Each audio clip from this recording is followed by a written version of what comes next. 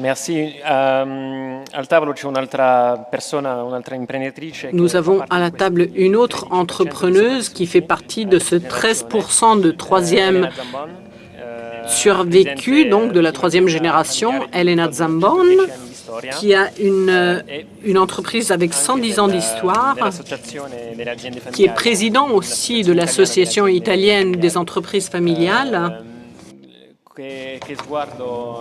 Alors, quel est votre avis, quel est votre regard donc sur ce passage intergénérationnel?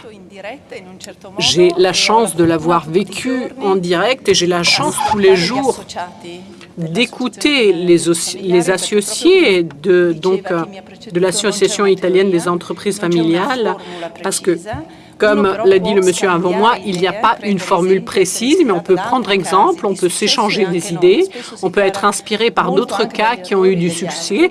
Parfois, on apprend aussi des erreurs des autres. Quand généreusement, et c'est là le sens d'un club, d'une association, on met à disposition son expérience, qui est faite aussi d'échecs, donc d'erreurs, pour faire en sorte que d'autres personnes arrivent à les éviter. En partant du présupposé, mon grand-père aussi était très convaincu, comme tous les grands-pères de tous les entrepreneurs ici présents, que l'entreprise n'était pas une propriété, mais qu'elle était avant tout un bien social. Donc, chaque fois que tu prends des décisions, tu les prends et tu as des conséquences inévitables sur les familles, sur les collaborateurs, qui, à leur fois, doivent entretenir leur famille. Donc, c'est comme si les entreprises avaient leur personnalité et elles doivent continuer aussi pour le progrès du pays. Donc, c'est quelque chose de beaucoup plus ample et responsable. Et ça, tu l'apprends quand tu es petit. Je crois que nous tous, nous avons, comme l'a dit Alberto, nous étions invités aussi à visiter l'entreprise de famille et nous avons beaucoup d'éléments communs. Au-delà du fait de représenter la troisième génération, mais il y a un thème qui m'a toujours frappé.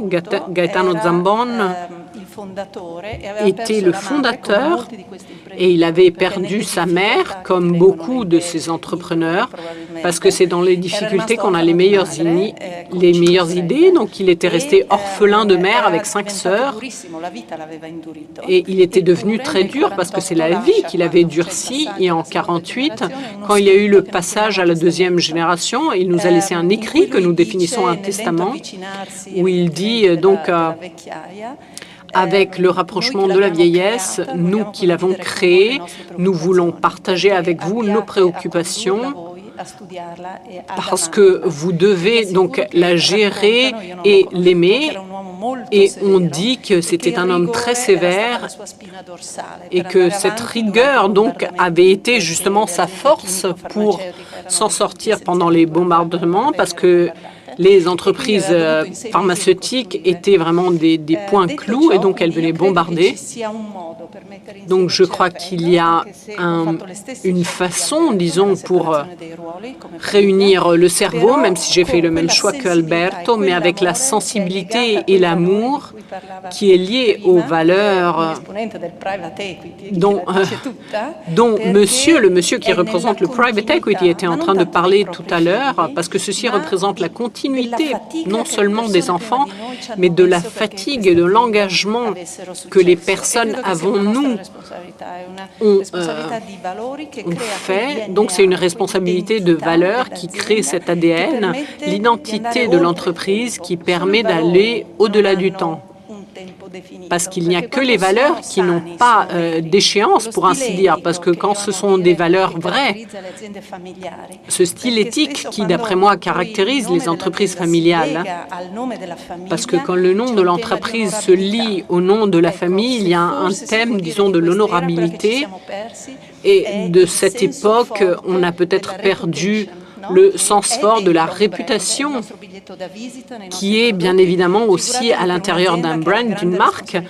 Donc imaginez surtout pour une entreprise qui s'occupe de la santé d'une personne. Donc c'est le patient qui est avant tout et il a des attentes par rapport à toi, donc de trouver des nouveaux médicaments par exemple. Et là, c'est l'un des deux moteurs de l'être humain. Donc, d'un côté, la santé et de l'autre, l'épargne. Donc, c'est un hasard, on nous a mis à la même table, mais le sens, c'est ces valeurs qui permettent de trouver un équilibre, celui de combiner donc la tradition, les principes qui donnent donc l'horizon à long terme, avec l'envie de changement, l'envie d'avoir un futur. Je ne crois pas aux entreprises qui ne s'ouvrent pas vers l'extérieur parce qu'il n'y a que de l'extérieur qu'on peut avoir l'inspiration pour innover. Donc je crois dans le dialogue et je crois aussi dans l'ouverture. Nous sommes là des personnes qui ont des perspectives différentes et qui aiment leurs entreprises. Le thème, donc, qui, d'après moi, caractérise notre histoire, c'est un choix fondamental quand, en 1999, nous avions le 59% du capital et nous avons choisi, nous sommes 3 sœurs et un frère, qui sont actionnaires. Nous avons décidé de racheter, en fait, les shares de nos cousins, et donc nous sommes redevenus 4 actionnaires comme les fondateurs, et ceci nous a permis de considérer le risque d'entreprise comme un devoir. Donc c'est vraiment l'amour de se mettre en jeu.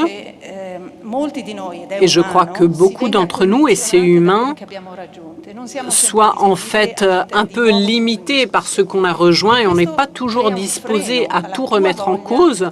Et ceci met un frein en fait à ton désir donc de te remettre en jeu et d'accepter de nouveaux défis, de relever de nouveaux défis. Donc le risque donc d'acheter le 100% de l'entreprise a fait en sorte que nous avons pu choisir et décider des choses importantes à la vitesse de 4 personnes qui doivent décider, mais nous nous sommes sentis aussi au service de la croissance de cette entreprise. Et dernière chose, nous avons une séparation des rôles très rigide, très sévère, et en imaginant de faire un autre métier, c'est-à-dire les actionnaires professionnels, c'est-à-dire garder au niveau de la famille la vision qui doit définir quelle est la meilleure solution stratégique, c'est-à-dire monitorer les résultats économiques et financiers continuellement, mais aussi jouer ce risque pour comprendre si c'est le cas d'internationaliser, d'aller à l'étranger, pour suivre et accompagner la croissance. Mais les meilleurs managers, à mon avis, tu ne peux pas les attraire si tu ne leur garantis pas un système de management qui soit fair, c'est-à-dire où les règles sont respectées quoi qu'il arrive. C'est-à-dire que une fois, et je dis souvent qu'il faut plus de courage pour faire une délégation de pouvoir plutôt que de conduire en première personne. Et ici, je veux conclure.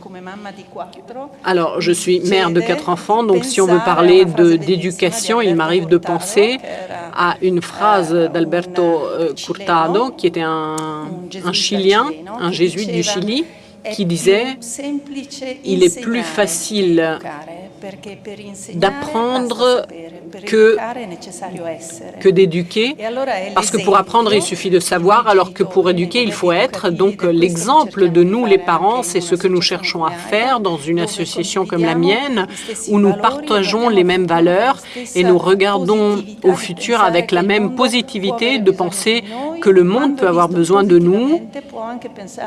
Et quand ceci est vu, disons, de façon positive, on peut regarder à ce grand frère qu'est l'Europe, c'est-à-dire le marché mondial, mais aussi avec des logiques d'être correctes de la part des entreprises.